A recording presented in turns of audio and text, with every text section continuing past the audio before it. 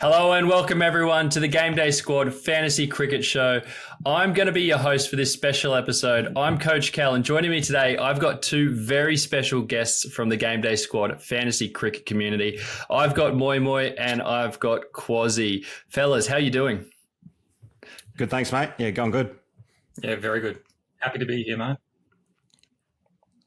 Happy to be here. We're happy to have you guys, and we're going to have these two guys with us for the whole World Cup coming up for this season for fantasy cricket. We're super excited to have you guys on board. You've been fantastic, I know, with some of the GameDay Squad sports in the past, particularly the ones here in Australia, but I know you guys are also pretty good at your fantasy cricket, so hopefully you can give some of the community some advice along the way. So you guys are going to be running a weekly show. I'm just here today to help preview some of the teams that we've got coming up, because we've got 20 teams playing in this World Cup, and you guys have already gone through and picked out some stars that you think everyone should get involved with. So before we get into that and you guys start telling everyone who they need to start having for this upcoming fantasy season, if you are brand new to GameDay Squad, first of all, welcome. We've got a brand new free-to-play platform starting for this upcoming global cricket season. So that is just a few days away. I can't wait to get stuck in. I can't wait for Australia to win another World Cup.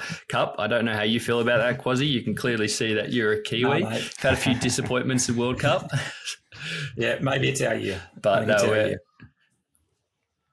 yeah, it feels like every season New Zealand build themselves up and they always just unfortunately fall short. But maybe this is the one. So guys, we're going to rip straight into it. How this is going to work, you're going to just preview one player you've picked out from every team. And Moi, you're going to go first, and you've got Australia. Do you want to take it away?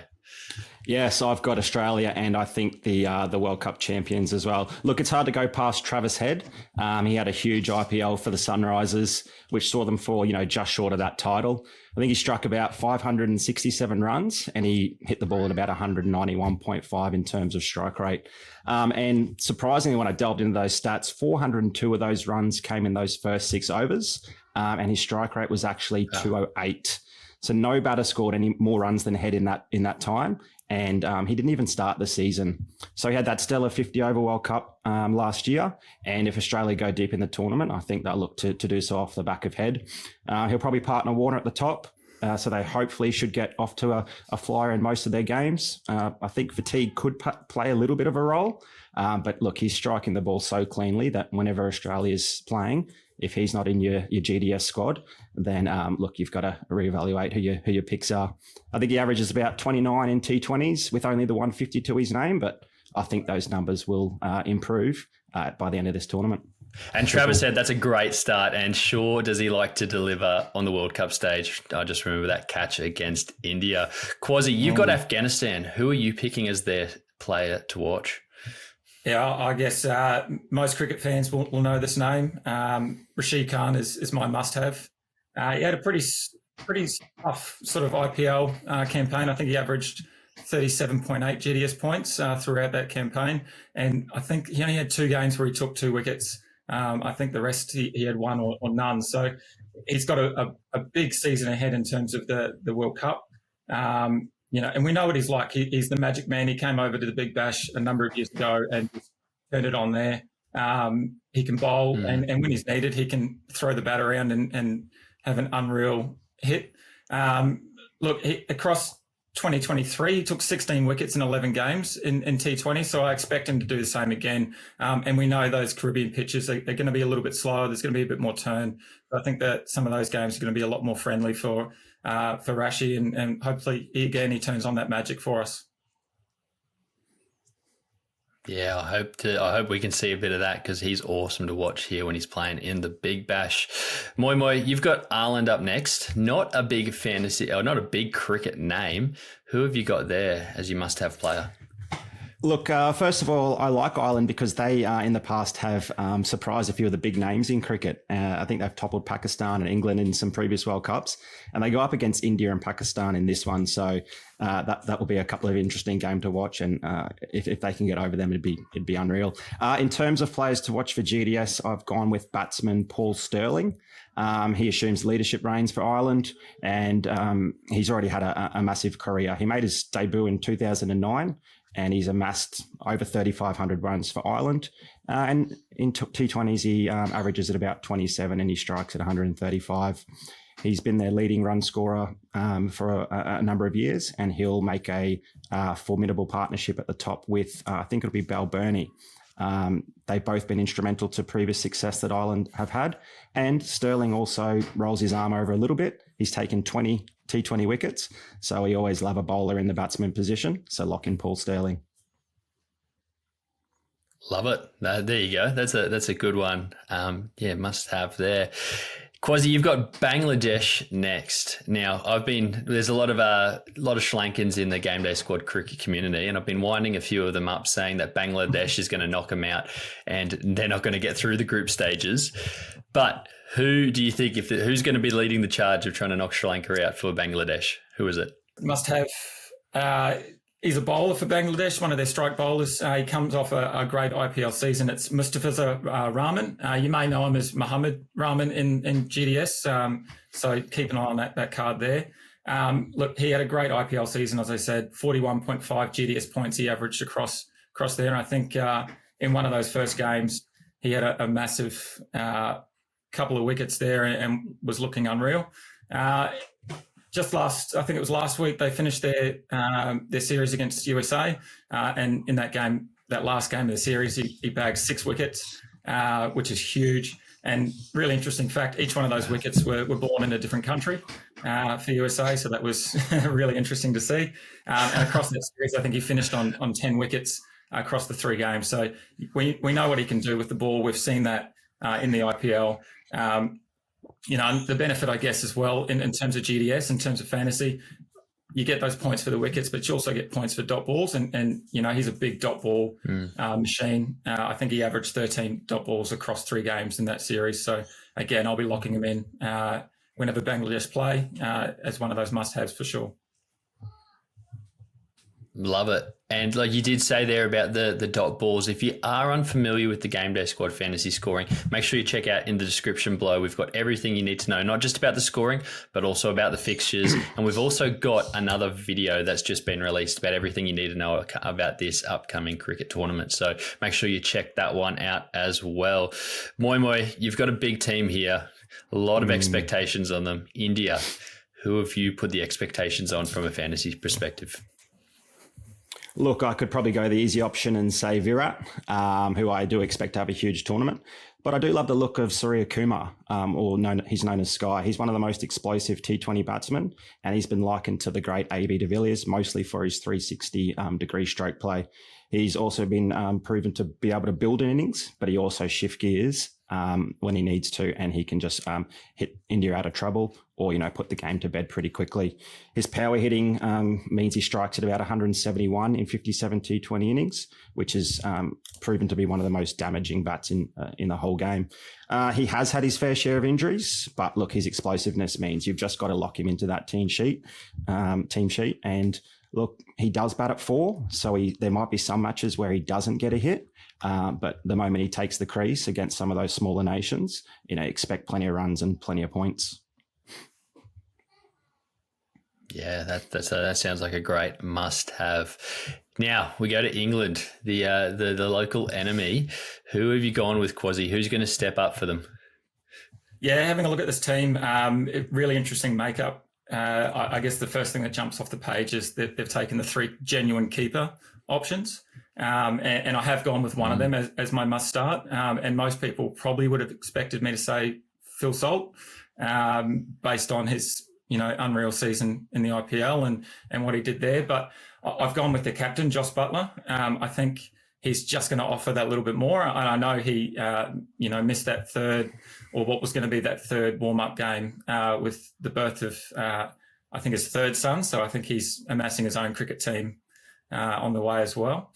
But I've gone with Buttler because of the benefit of keeping. More than likely, he's going to be the one that dons the gloves, which again, there's an opportunity there to jag a few more points with catches behind the stumps. So I think that's going to be a big point of difference there for Jos Buttler. Across the last 12 months, he averaged 52.6 in T20s. So, if you're locking in that score, each and every round, that's a really beneficial for your team. In terms of IPL, again, he got around an average of 45.1. So I think that's, like I said, a perfectly good score to lock in. He hit 2 centuries in that, which was, some unreal performance from him. Again, like I said, the scary thing, I guess, is that Phil Salt and Bairstow are right there just in case to take the gloves off him and to potentially take over. So it'll be a watch, but I think he can have a big competition. Yeah, nice. That's a good one as well. Gonna make it a bit hard for you here now, Moi, because we're going with a team that is not.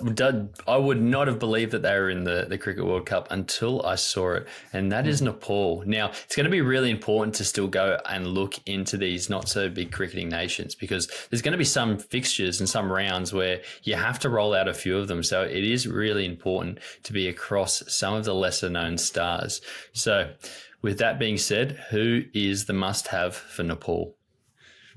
Yeah, look, absolutely. And congratulations to Nepal as well for making it to the World Cup. Look, I'm going to lock in Rohit Paudel in my 2020 squad when he's playing for Nepal, because he's only 21 years of age and he's already been given the captaincy duties. He actually debuted for Nepal when he was about 15 and is only the second youngest player, I think, behind Rashid Khan to lead his country. So, with that sort of responsibility, he's going to be pretty handy. And he'll do well for you with both bat and ball. He played the West Indies A side, I think, just recently.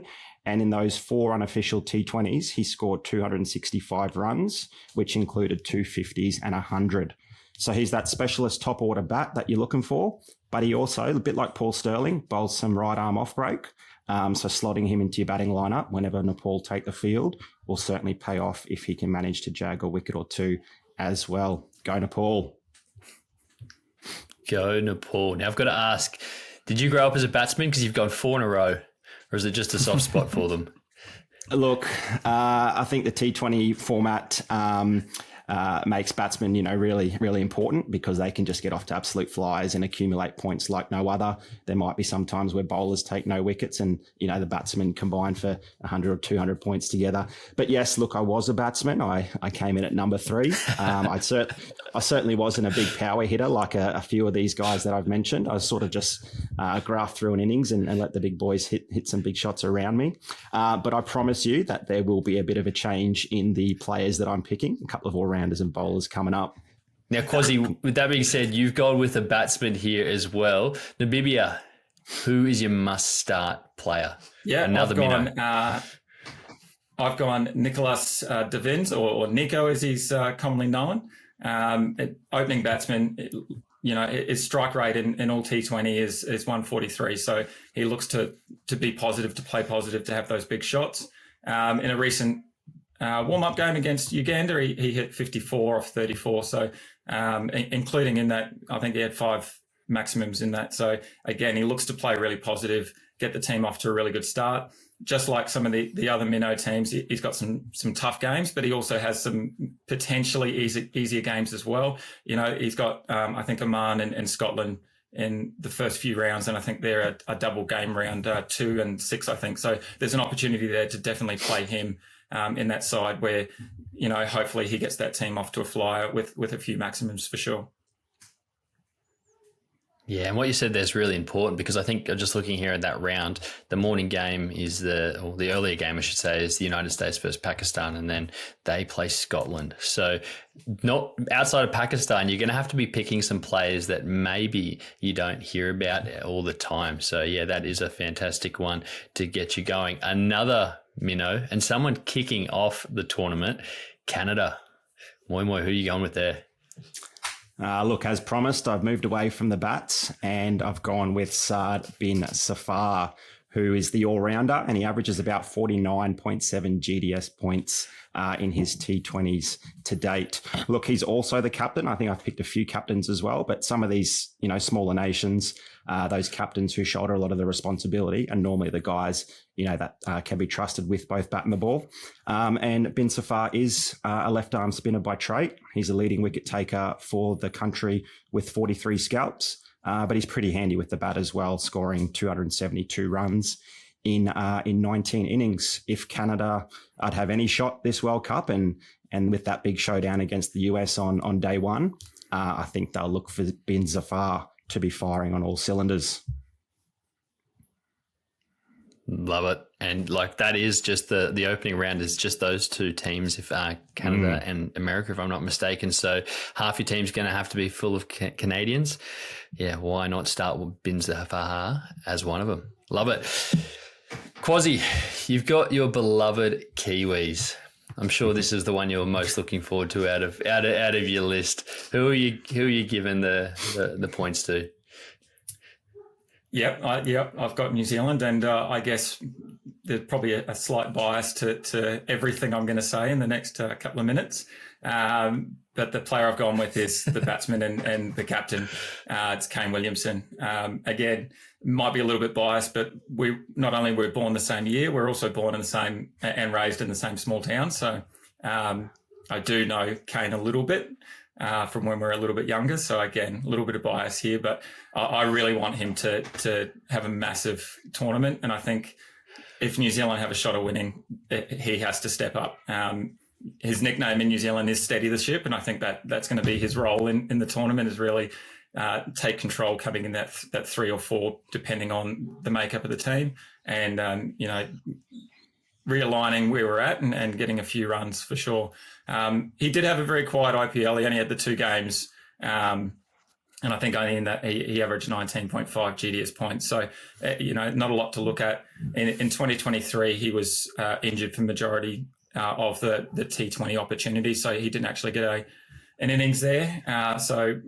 He's coming in with probably less form than what he would like and probably less form than what all of New Zealand would hope. But I think if we look at the start of 2024, there was a couple of games there against Pakistan and he scored 57 and 26 not out. So, he knows how to maneuver the ball. And I think, as I said previously, the Caribbean pitches are going to lend a hand to his style of gameplay. He likes that slower pitch and likes to manipulate the ball around the field. So I think he can easily accumulate a few points through runs and get that strike rate and have a really good tournament. Fantastic. Well, if you do run into him, maybe you can get him to sign one of your virtual GDS cards. Definitely. That'd be a nice little memento. I don't know if he'd ever done that before. I'm going to throw you guys, because we're halfway through it here, going quite well. And yeah, I'm learning a lot here. Hopefully everyone else following on is learning something as well. I'm going to throw this on you. I haven't prepared you boys for it, but you have been playing a bit of fantasy cricket here at GameDay Squad so far. We've had our Oz cricket. Like you said, we've just finished off the Indian season. So what's the one bit of advice you have for other coaches who maybe are starting GameDay Squad for the first time? You've had a bit of experience. What's one tip you'd give them from the way that we play fantasy here at GameDay Squad?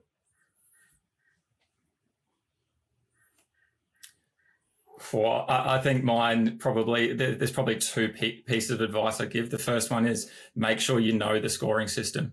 I think that's really important. You want to know that scoring system, so you're picking players that, we will talk about, who have a safe floor and a potential high ceiling based on that scoring system. So I think that's my big piece of advice. And the second one is to set those alarms and be prepared to make some changes to your team. Obviously, the game times don't suit some of our fans here in Australia or overseas. Make sure you have those alarms set so you can get those final team lists. So Cozzy got 2 answers there, and he stole probably my key piece of information, and that's certainly, set those alarms. Look, you don't want to have a donut in your squads. Having that 0 could, be the difference between, winning a little bit of cash and some packs and that sort of thing. So look, when I play my fantasy sports, I'm either not in at all or I'm all in, and that means I'm setting those alarms if I need to, double checking the Crick Info names to making sure I'm putting the right players in my lineup, and I'll feel sick in the stomach if I end up with a donut in the team because I wasn't up early enough to check squads and make those last minute changes. So you're probably not everyone's probably as keen as us in terms of setting those early alarms. But look, the best way to compete and stay up with the pack is certainly filling out that squad and avoiding that donut at all costs. Love it. And that's going to be very interesting because across A lot of poachers playing from all across the world now on GameDay Squad. So I think unless you're in America for the World Cup, it's going to be pretty difficult. It's all going to be a bit of fun. My bit of bonus advice is make sure you join our Discord community. We've got some fantastic coaches there. Best place to have your questions asked, and last minute trades too. How many times have team lists gone through and people have been looking to make a trade to make sure that they're not rolling out with a donut? So get involved. We are looking forward to having you over there. Right, let's kick it off with the second half now. Netherlands, Moi, take it away. Yeah, like Ireland, the Dutch are known to jag and upset in some of these big tournaments, and they've actually had the most T20 international wins against some of the bigger nations. So an upset in any of the Dutch games, certainly wouldn't surprise. For your game day squad teams, surprise, surprise, I've gone with another batsman. But look, you're going to love this bloke. He's Michael Levitt. He's only 20 years of age, but if we were to take all his T20 stats and convert it to the GDS scoring system, he'd average a massive 66.3. He's only 20. He's played 9 T20 internationals. He's got an average of 43 and he strikes at 156. A few of the other guys that I've mentioned as well, just like Levitt, also is pretty handy with the ball. He's got a couple of wickets as well. But what I like most about Levitt's prospects is he's coming off a massive score against in the recent series against Nepal. He scored a 135 off just 62. And that score at just 20 years of age is the highest by a Dutchman in the format. So look forward to Michael Levitt scoring those explosive big scores. That's crazy with that score you said there, 66. So just to put that in perspective, that would have had him as the third highest averaging player for the recent Indian cricket season, just behind Virat Kohli and Nareen. So yeah, pretty good there. Next up, we've got Oman. Who are you picking there, Quazzy? Yep, I've gone with one of their all-rounders, Zishan Maqsood. And the last part of my teams, you'll see there's a bit of a theme there. And I guess it's because there's not many things that get me more excited than a top-order batsman who can bowl a couple of overs as well.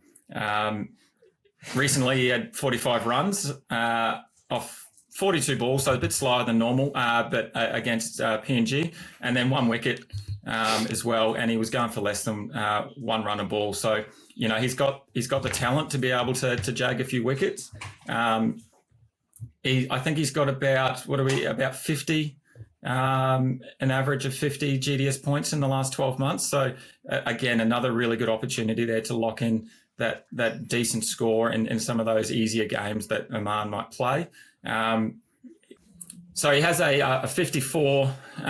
He's had 54 T20 innings, and he averages about 28, and then a strike rate of 121. So again, he is a bit slower with the bat, but I think he's got that opportunity to have that sort of score of about 30 plus, and because he's got that safe floor with the bat and then with the ball, and then he could have a couple of tough games against Australia and England, so it might be an opportunity to sit him there. But like I said, play him against some of those weaker teams and lock in that 30 to 50 for sure. Yeah, like you said, he's got a tough top of the group, but definitely a couple of other minnows in that group he could score well against. Moi, Pakistan is yours. There's a few good players you can pick from here. Who do you think is going to get the job done? Yeah, look, I've gone with Babar Azam. I think he's the Pakistan version of Virat, what Virat is for India. And if Pakistan don't have any chance this World Cup, they're going to put a lot of expectation on Babar. Look, I just love his elegance and the way he plays the game. And if he can finally put a tournament together, I think Pakistan have every chance to go a long way. And that matchup with India in the first round is going to be unreal as well. Look, he's got all the tricks of the trade in T20 cricket. He's the highest run scorer for Pakistan. He just overtook Rohit Sharma as the second highest run scorer in T20s in history. So look, his experience at the crease will be vital for Pakistan. And like I said, he's shouldering a lot of responsibility for his nation. If he can just finally put things together, he'll be a big key toward their success. I like that. He is definitely a star and definitely someone I've already been chasing this pre-season. PNG, is the minnow team you've got, Quasi. They're in the group with New Zealand. Who potentially are you worried about? And not worried about for your fantasy squad, but maybe worried about when they play New Zealand. Yeah, I've gone with some cricketing royalty in terms of PNG and another all-rounder, and that's CJ Amini or Charles Amini. You might see him as well. I believe his brother and his dad have all played for PNG as well, so a bit of a royal family over there. You'll also note he's another leg-spinning top order batsman that I'm going to have in my must-haves. So once again, you've got that safe floor. You've got a potential high ceiling there with the option. So again, had a warm-up game against Oman recently, took a couple of wickets, had 8 dots. So, he's got that opportunity there to score a few points with the ball. We've seen in the past, he's had a high score of 91 not out in T20. He's taken 47 wickets from, I think he's had 48 innings. So, he's almost running a wicket a game at least. And, for a top order batsman, that is perfect. That's what you want in your squad. The last thing that I think is probably really important as well, and it comes back to that scoring, is that he is absolutely dynamic in the field. You go and watch him, any of his highlights, and he is unreal. Flying catches, saving boundaries. So he's got that opportunity to score some runs, and he's pretty good at throwing down the stumps too. So look to lock him in and take that 40, 50 points when you can, just not against New Zealand. Not against New Zealand, because he's in a tough group. Only really Uganda, maybe the chance where they're probably eyeing up for the win there. Speaking of which, that is the team you've got, Moi Moi. Who is your must-have player for Uganda? Look, short and sweet here, so I won't pretend to know too much about Ugandan cricket, but I've gone with spin bowling all-rounder Alpesh Ranjami. This was off the back of claiming the most T20I wickets in the men's cricket last year. He took 55 of them, and that led to him being nominated for an ICC Cricketer of the Year award. Granted, a lot of those wickets did come against some of those smaller nations like Ghana, Mozambique, Rwanda. But look, he's clearly a talent with both bat and ball. So if you've got to put a Ugandan into your team, look for Alpesh Ranjami. Love it. Love it. And it's crazy to think Uganda's in there, but we don't have teams like the UAE. It's how the qualifying works. So, yeah, you've got to have him in there, but sounds like someone pretty good if he's knocking off wickets. Scotland up next. Not another non-big cricketing nation, but like we said, you've got to be across all of them if you want to be in it to win it. So who are we going there, Quasi? Definitely. I've got a bowler this time. I've gone Mark Watt. He had a pretty good season last year. So I think the last 12 months in terms of GDS points, he's averaging about 46.5. So again, another pretty decent score to lock into your squad most weeks. They recently had a try series against Netherlands and he took 5 wickets across the 3 games there. So, pretty positive bowler. I think one over, he took 3 wickets. Wasn't a hat trick, unfortunately. I think there was a ball between. So he'd be pretty disappointed, but if he takes 3 wickets in an over in the World Cup, you'd be cheering if you had him in your team. In terms of his overall career, he's taken 77 wickets in 61 innings. So again, that's some good stats to look at and put into your team, slot straight in.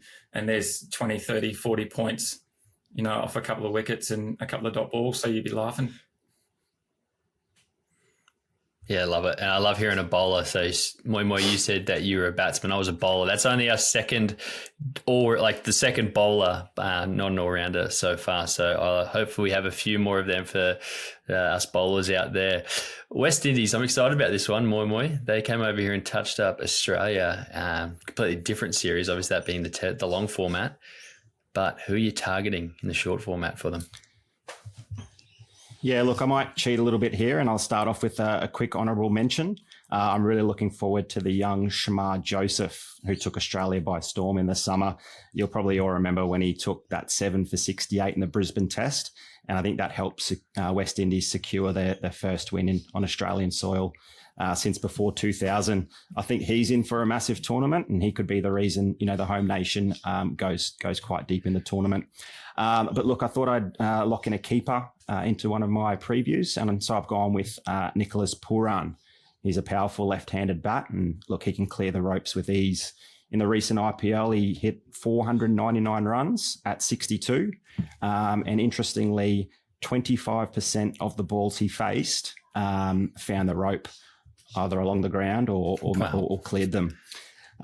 He did fail here in Australia in those 3 games earlier in February. But look, he'll relish the home conditions and it'll be catching practice for the crowd if he manages to get going. Yeah, I can definitely see the West Indies trying to put on a show.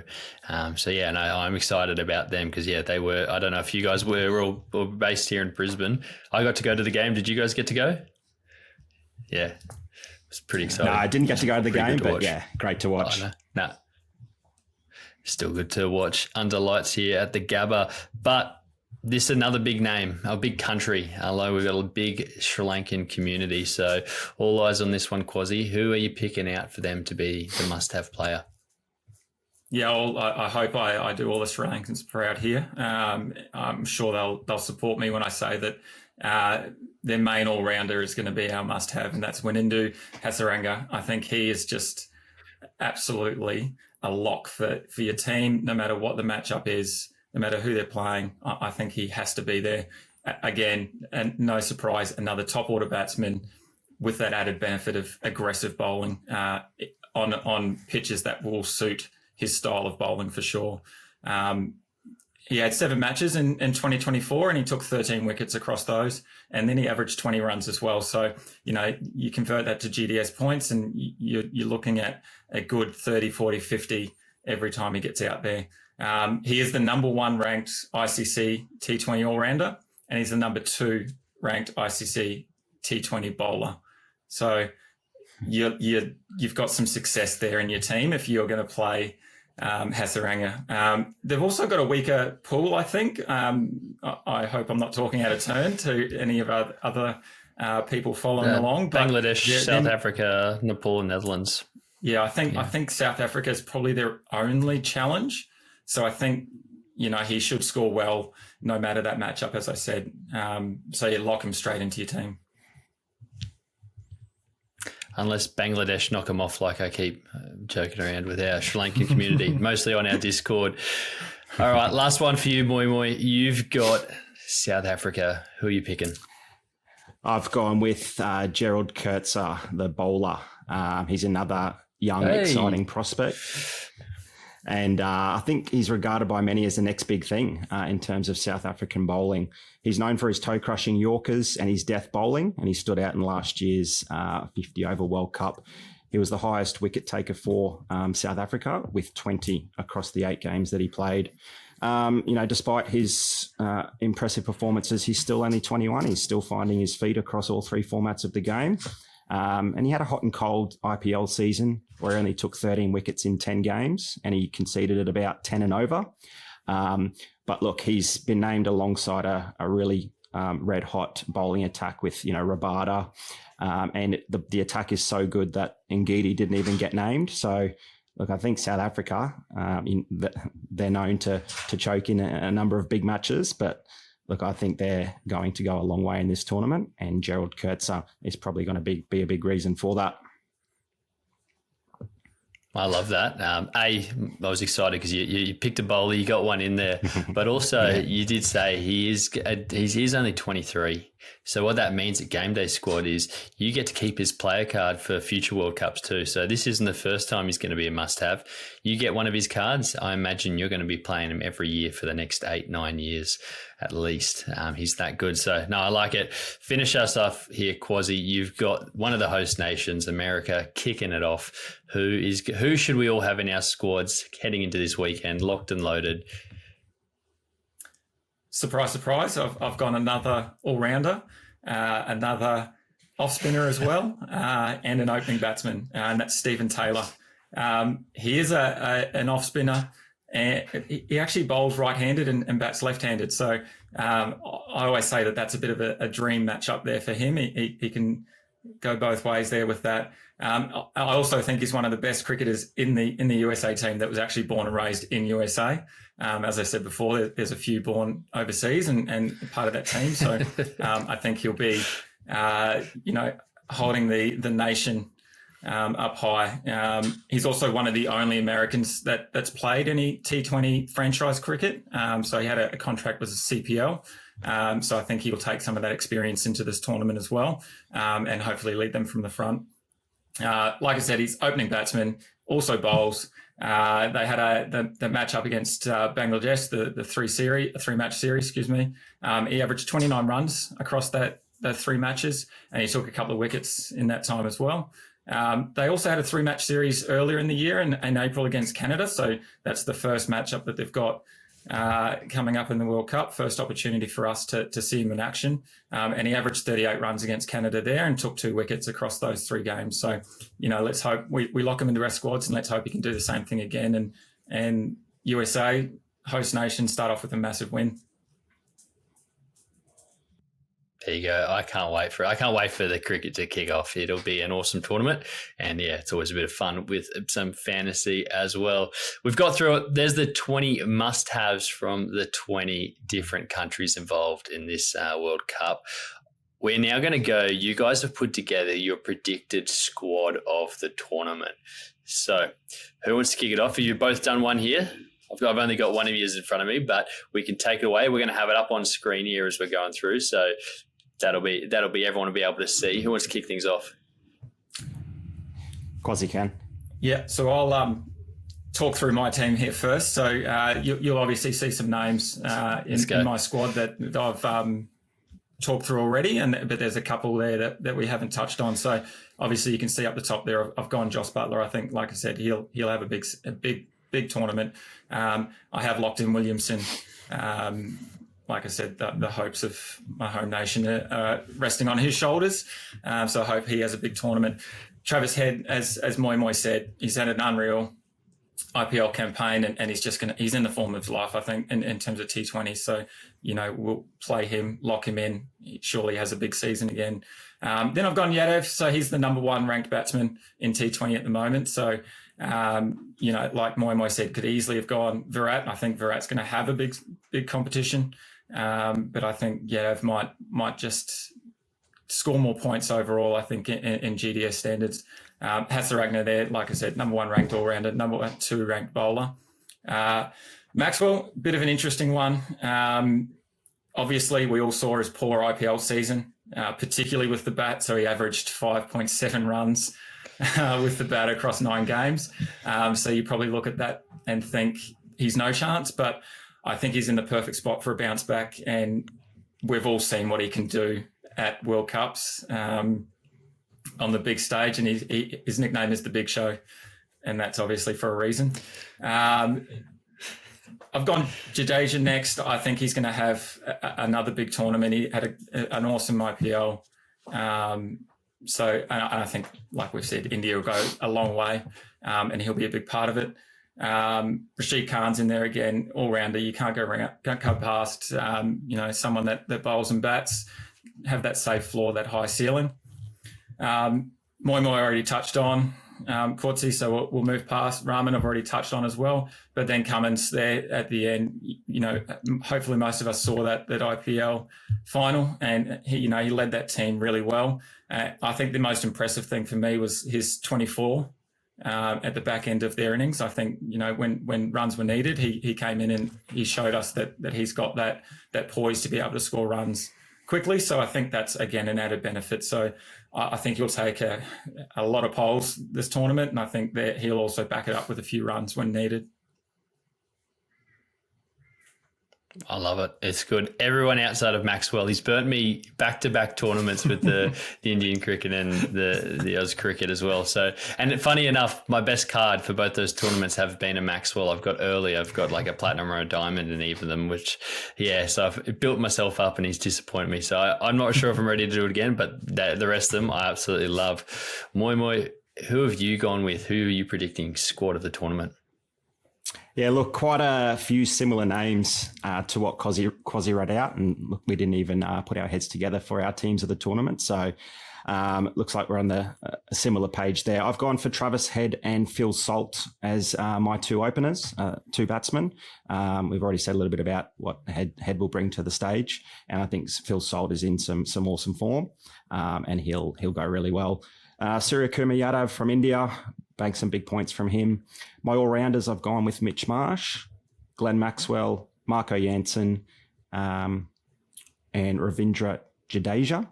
Look, they both with the bat and ball will get plenty of points, and I think Glenn Maxwell will find some form, and I think the pitches in India sort of were to blame.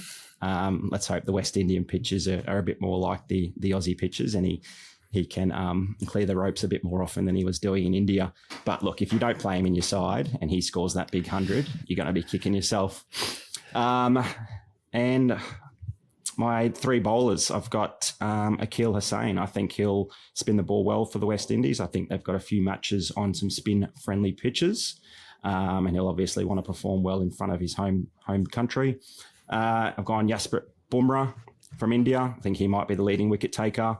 And Josh Hazlewood, I expect him to be Australia's best bowler. Obviously not as good with the bat as Paddy Cummins is, but I just feel this is a tournament that Josh Hazlewood will shine. Love it. A lot of similar names, but a few different ones. Interestingly enough, from the same countries, but you've just gone different directions. So I'm excited for it. We're excited here at GameDay Squad to have you guys here with us on the Fantasy Cricket Show for this upcoming cricket tournament, which we're super excited to get involved. Like we said, it's coming up this weekend. Make sure you're following along to everything here on YouTube to keep following along with all the fantasy analysis that these guys are going to be having. Make sure you're also following along on our socials, whether that's Facebook, Instagram, whatever your favorite is. All the links are going to be down below.